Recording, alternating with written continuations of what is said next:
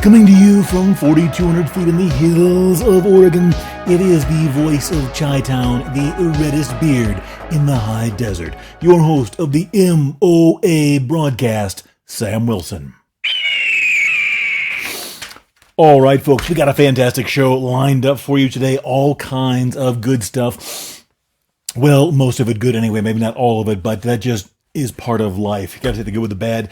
A couple of show highlights. We've got crocodile attacks again, lunchtime beatdowns, a fast food shootout. We get back into Dead Reckoning navigation. So, you know, the heart and the soul of this show, to me, is I'm an outdoorsman, in my opinion. Real outdoorsman may not call me that. I like to think of myself as an outdoorsman. I spend a good portion of each year hiking and fishing, occasionally hunting, and just spending time in the outdoors. I live in a pretty remote area. The nearest town of substance or of size is about 35 miles away or 35 minutes away at about 65 miles an hour. So, I mean, we're kind of remote. It takes 35, 40 minutes to get into town, depending on how you do it. And I live in a small town. It's like 700 or 800 people, though. And, you know, I can see the mountains from my front porch. So it gets remote very, very quickly. So anyway, Dead Reckoning navigation, we'll get into it later, but it was mentioned in a couple of episodes ago by me. It's a really handy technique, very, very low tech. But sometimes those are the skills that serve you the best. So all it really requires is a compass and maybe a pencil and paper, or you can do it in your head if you stay with it. So anyway, we'll get to that later. Synthetic salmon. I'm not criticizing these companies or their products per se. To me personally, this stuff sounds disgusting. We've talked about these lab-cultured meats before. They now have synthetic salmon, and it is coming to a restaurant near you. And finally, more machete attacks. So I tell you, it is a wild, wild country. Speaking of a wild country, we're not really going to cover this in the episode today. If you've been watching the news, I mean, even if you haven't been, holy smokes, how can you, especially if you're in the States here in the U.S., these riots and whatever they're calling them, no king this and anti-ICE or immigration this and that. There are people just in some of the major cities across this country that have just gone buck wild. If you watch, I've mentioned before using X. It used to be called Twitter. So for those of you maybe that are a little more low tech, and I don't mean that in a disparaging way. I'm a low tech person myself. I just happen to have a smartphone and I use it and do a lot of research on it. I've had several questions asking what X is. X has nothing to do with anything inappropriate or pornographic. It's called X. It used to be called Twitter. It's an online news service, or I don't really know how you would describe it. It's a content social media. You can pretty much put anything you want up there, but a lot of people use it for news and to post updates and just events that are happening. So the reason it's called X is the owner, Elon Musk, he has a high affinity for the letter X, apparently. I think even one of his kids is named X or something to that effect. It's in his name. A number of his companies have X in them and so forth. So that's all it really boils down to. But it's more than anything, I use it as a news service. You can go on there. And the reason I bring this up is if you look up like even these current riots and the unpolitical unrest and so forth, whatever you want to call it, on X, you see a very, very different depiction of it than what you see on maybe the mainstream media, what they call the legacy media now, which is like your mainstream news channels, NBC, CNN, CBS, and so forth. You're seeing it. They no longer just give the news, and this has been going on for a long time. Many people are aware of this. But they no longer just give the news. They editorialize heavily on almost everything they talk about. X, I don't really love, there are people that editorialize in the other direction as well. I like to see pictures and video of what's going on because then I can make my own determination on how I feel about this, how I think about it, and what I believe and so forth. And that's what we try to do here with the M.O.A. broadcast, the Make It Out Alive broadcast. We try and give you raw data. Obviously, sometimes I inject my opinion into it. When I do that, I usually say, this is my opinion. This is how I feel. but I like to show people the respect of letting them make up their own mind. That's what an adult should be able to do. Do the research. We talked about this a lot with the COVID, the vaccines or the shots or whatever you want to call them, the masks and so forth. Take the data, look it up, and then you make your own determination. I don't want you to do anything because I said it or because some other talking head on X or Twitter or CNN or whatever said to do it.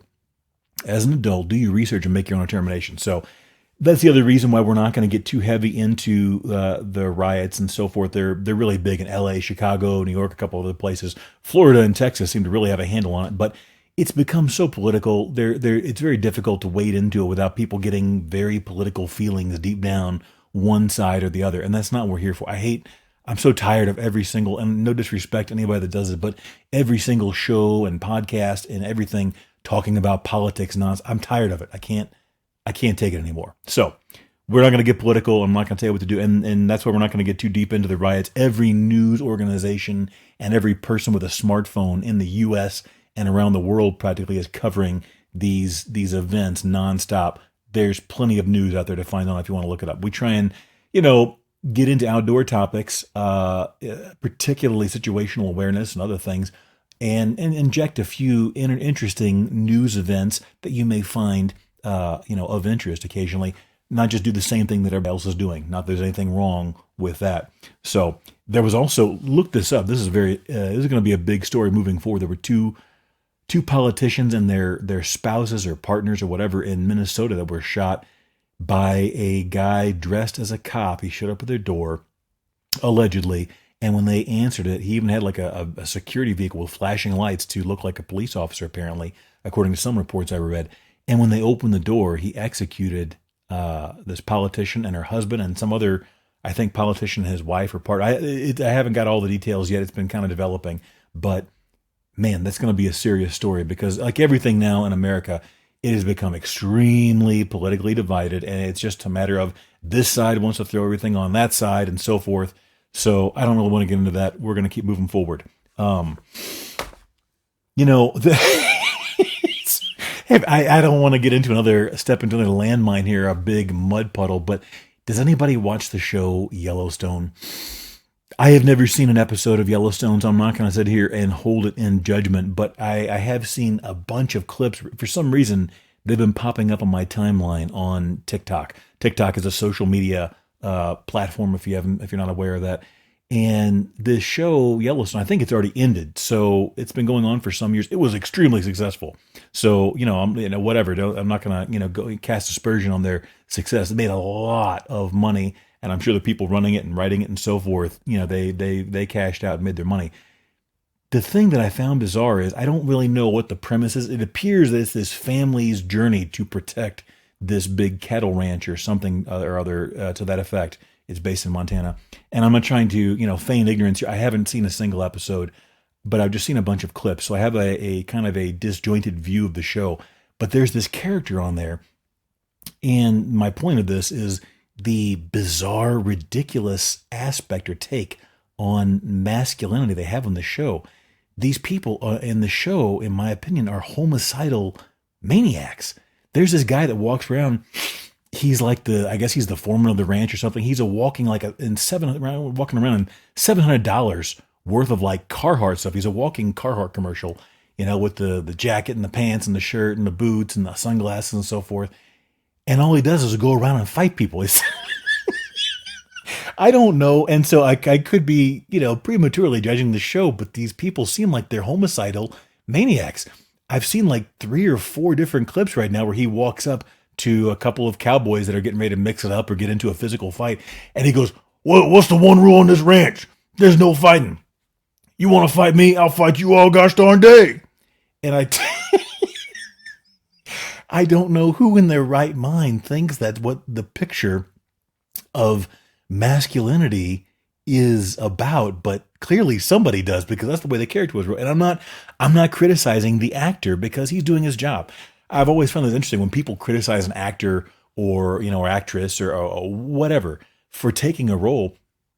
That's not them. I mean, it may be in real life in some cases, but they're doing a job. They were given lines and setup and so forth. They're playing their role in a movie. But this character who's like the foreman of this ranch, he walks around in all black most of the time, and he just beats the tar out of anybody that gets in his way. And he has this line where he goes, "I'll fight you all gosh darn day." He uses the more adult version of that profanity, that expletive. But it's just bizarre. If you've ever been around real masculine, secure in themselves men, no sane man who's a real man that I've ever been around acts like that. So it was just bizarre to me the way this character is portrayed as like this alpha dog of masculinity, and he just goes around beating the tar out of people. And if people go too far, they do what's called taking them to the train station, which is nothing more than driving them out to the woods, and they blow their brains out and take all their crap and stuff and dump them in a ditch. This show is crazy. I don't even really know what it's about. So again, I won't criticize unnecessarily, but these scenes, like half the people on the show, or a quarter of them, are serial killers or homicidal maniacs. They just go blow people's brains out and kick them down a ditch in Montana somewhere and think that's the end of it. Based on the handful of clips that I've seen on TikTok, there must be dozens of people through the course of this show that are just, they don't even bury them. They just dump them out of a truck and they, along with their luggage, and they roll down some hill into a ditch somewhere. And it's like, have you heard of DNA evidence or ballistics or whatever? Anyway, whatever, it's a show. I get it. I'm not trying to pick on it. In reality, I looked up the guy's name who plays, I forget his character name. It was something bizarre or interesting, I should say. But he plays the Carhartt commercial character guy. And he's played by a guy named Cole Hauser. I looked it up. His dad, I didn't realize this, is actually Wings Hauser. Now, if that doesn't ring a bell for you, I'm a huge fan of TV shows and movies from the 80s. Hunter is one of my absolute favorite programs, featuring or starring Fred Dryer and Stephanie Kramer. Okay, Wings Hauser was the primary baddie. He was the bad guy in one of my absolute top 3, if not my number 1 episode of Hunter. He plays he looks a lot more menacing than his son, especially without a beard. His son without a beard is a bit of a smoothie, in my opinion, but that's another story for another time. Again, no disrespect to him. I'm giving my opinion here. It's worth what you paid for it, which is absolutely 0. But his dad, Wings Hauser, plays this, what was he? He was a bounty hunter, and he was hell on wheels in this episode. He was awesome. He was one of the very, very few characters who was absolutely not afraid of Rick Hunter, Sergeant Rick Hunter. He was the star of the show and was not afraid to get in there and mix it up. Even if he lost, he went in there and got down with Hunter. He was a great bad guy on that episode. Really, really fun. So anyway, much respect. Huge fan of him. He was in that and several other things from the 80s. But I liked him as that. I can't remember his name. I should have looked it up before this show, but he played this bounty hunter in the episode. And I'll always remember because the opening scene is with this guy waiting it out in a hotel room and he's watching Looney Tunes. And even from a young age, I remember seeing that episode and that stuck with me. When I see that opening over the bad guy in the hotel room watching Looney Tunes, holding a shotgun or a Bowie knife or whatever it was, it's been a while. I know exactly what's about to happen, but it was a great episode. So anyway, this Yellowstone show, I don't think I'll have the guts to watch it. There's also some blonde female. I don't know what in the world role she is supposed to play, but her character it looks like a raging alcoholic who just blows up multiple multi-billion-dollar business deals constantly. In the real world, somebody like that would have just been whacked. With the frequency they kill people on that show, the reality is somebody like her would have been whacked. She seems like she's absolutely insane. So anyway, that's my take on having seen 10 or 15 TikTok clips. I'm sure I'm probably dead wrong. My apologies in advance if I am. But that show seems bizarre. I hope, I know it did very, very well, so they don't need me. It is what it is. That's my opinion. Okay. One other thing before we get into our next story. If you've been following, we do a true crime episode along with our weekly M.O.A. broadcast. And we may or may not be switching to a every other week or bi-weekly, however you want to look at that, true crime episode. I just haven't had the time to put these together, and I don't want the quality to suffer. So if you've been enjoying our true crime episodes as well, they're still going to be coming out. We've got at least 3 more episodes in the Irish Mafia series that is coming up, and I've got one that's going to be released this coming week on Thursday or Friday at the latest. So it will be coming up this week. After that, I'm not sure if we're going to do it every single week. It may be, whatever. But that's what's going on with that. Don't forget, if you have any questions, comments, or feedback, send us an email at info@gearconvoy.com. That's info@gearconvoy.com. We send out a free mini survival kit to the best email or feedback or suggestion every single week. Let me have a sip and we will get down to it. Okay. We go to the Philippines. This story is absolutely insane. I'll read you the headline and then we'll jump right in. Tourist attacked by crocodile after mistaking it for statue. This story comes to us from the New Zealand Herald. This sounds like something out of a Pink Panther movie or something. That a hapless tourist. I'm sorry. Okay. A hapless tourist climbed into a crocodile's enclosure to pose for selfies after taking the predator for a statue and was promptly chomped. That is the New Zealand Herald. That's not my words. The male visitor, 29 years of age, found the pointy end of the 4.5-meter reptile. That's about, 14, 15 feet, assuming they measured accurately. I'll tell you a little secret. People very, very frequently measure reptiles, especially inaccurately, especially like snakes and so forth. A lot of times you'll see dramatically inflated measurements for the length of like snakes and so forth after they've, split it open and skinned it and dried it and so forth, laid it out. Anyway, that's another story, but people love to exaggerate. Either way, this says 4.5 meters. I think that's about roughly 14, 15 feet. At the zoo in Zamboanga, Sibugay, I don't know, I'm probably Sibugay. I'm probably saying that wrong, in the south of the Philippines. I'm sure I'm saying it wrong. The man climbed over a chain link fence and waded through the water before grinning as he produced his smartphone. Horrified onlookers screamed at the man to leave as the angry female croc named Lale surged toward him and sunk her fangs deep into his arm. I'm sorry. This story is so crazy. He's at a zoo. Why would you think that there's a statue of a crocodile in a zoo?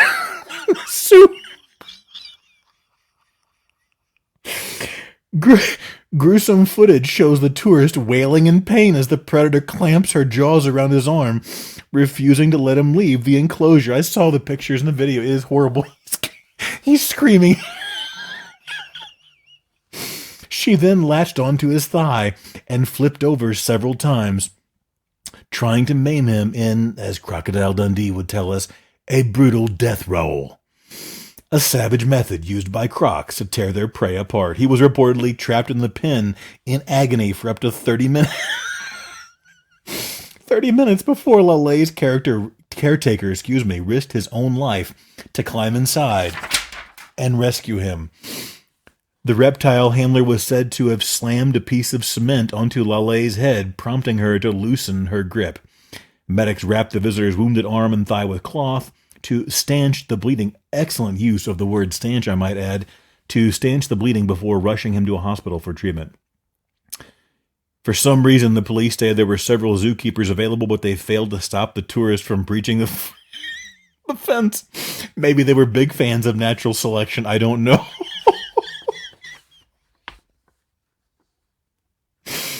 Locals who recorded, they were sitting here taping this guy as he was doing this. I'm sorry, this story cracks me up.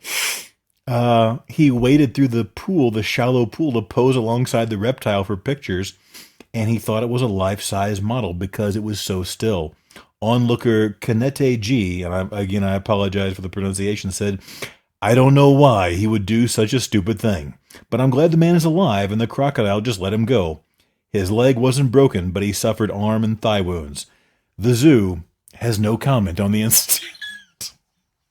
Man, oh my goodness. So here in the M.O.A. broadcast, the the perspective we would take on this as we try and examine what could have been done better to prevent the situation from escalating the way it did.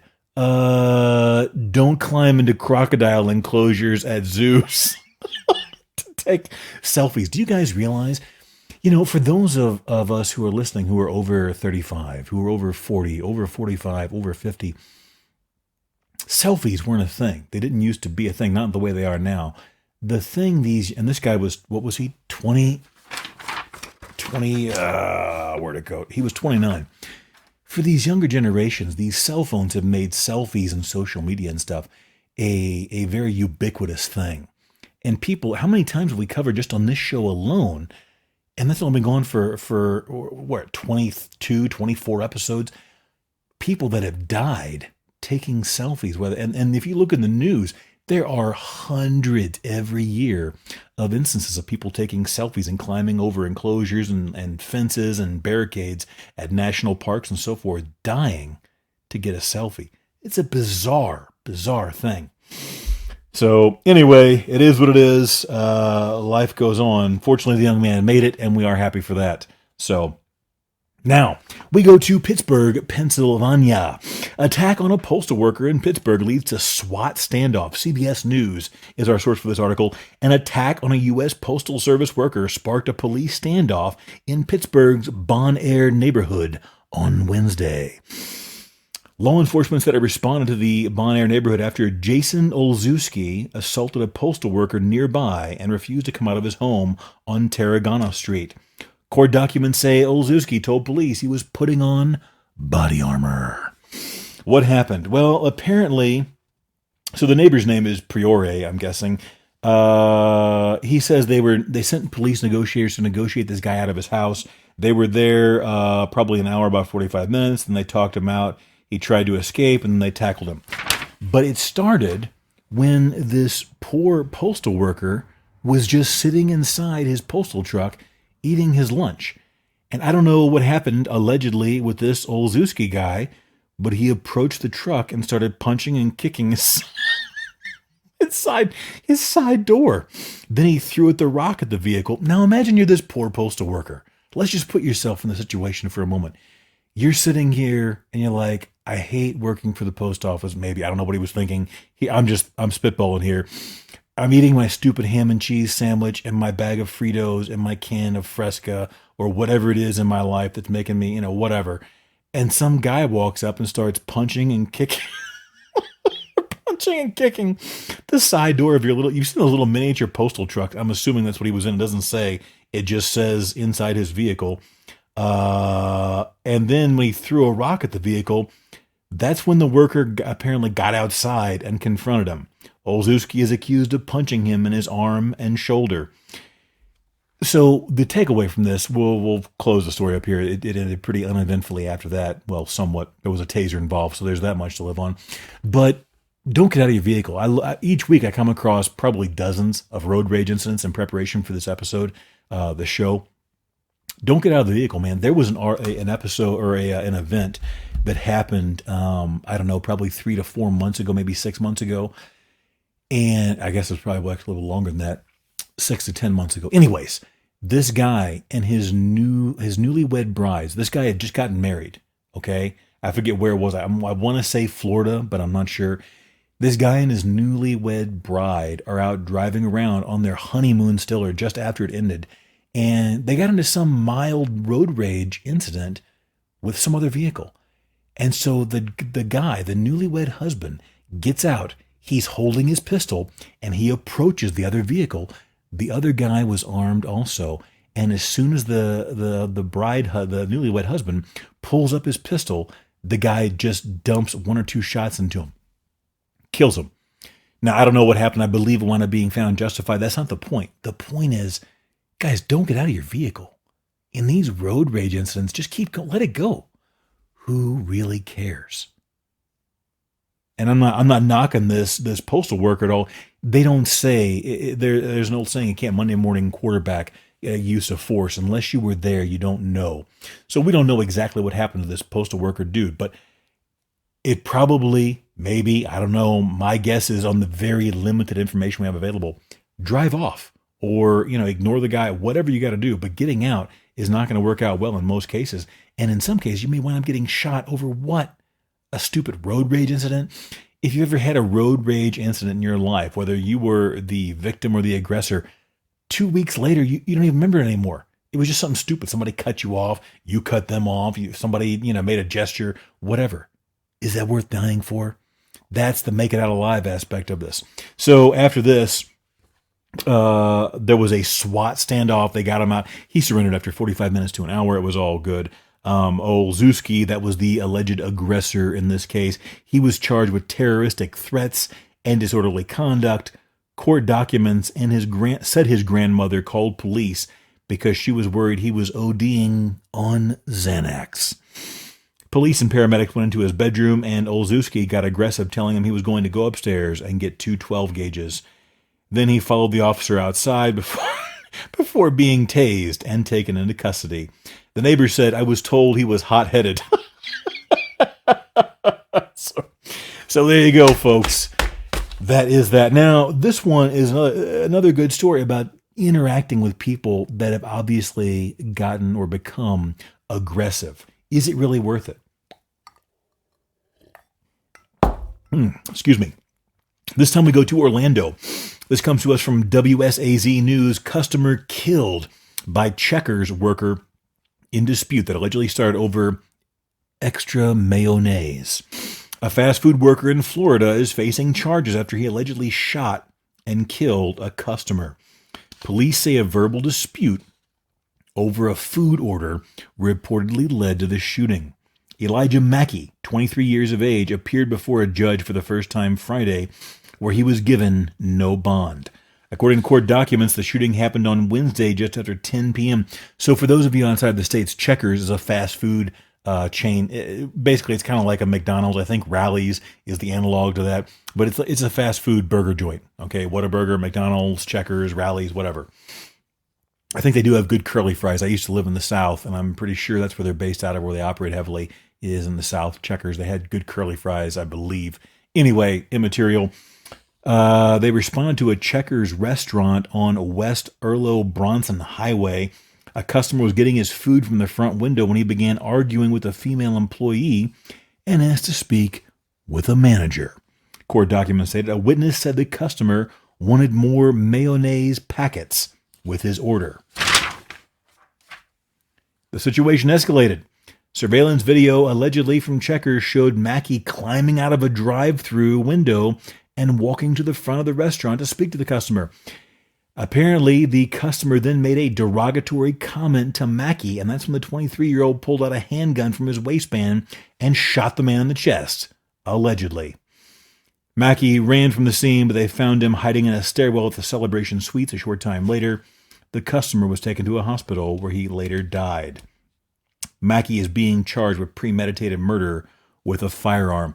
Folks, ask yourself if it's worth it. In fact, this is a good story in a way, and it obviously had a bad outcome. Just yesterday, I was in town with my dog Bacon. He goes to town when we get supplies, and we stopped and got tacos. He loves tacos and chicken nuggets, okay? Got him tacos at a Jack in the Box. For some reason, while I'm feeding my dog tacos at the parking lot of this Jack in the Box, fast food restaurant, some very large female started making comments and yelling at us. I don't know. I don't even understand what her problem was. She was just yapping and running her big old mouth, and I made some remarks. And this is the point. I shouldn't have. I usually, when that stuff happens, I just get in my vehicle and drive away. I want nothing to do with those kind of people. I don't care what their deal is. It leads to bad things. But I made some remarks about, SeaWorld and Shamu, which she didn't understand at first. But after I explained it to her, she then took great umbrage at my large orca whale comments, and things deteriorated rapidly.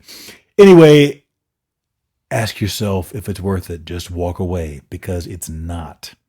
All right, folks, we got to take a break. When we get back, we've got all kinds of good stuff, and we will get into the Dead Reckoning navigation and a whole bunch of other things, along with fake sushi after the break. More Make It Out Alive with Sam Wilson after this.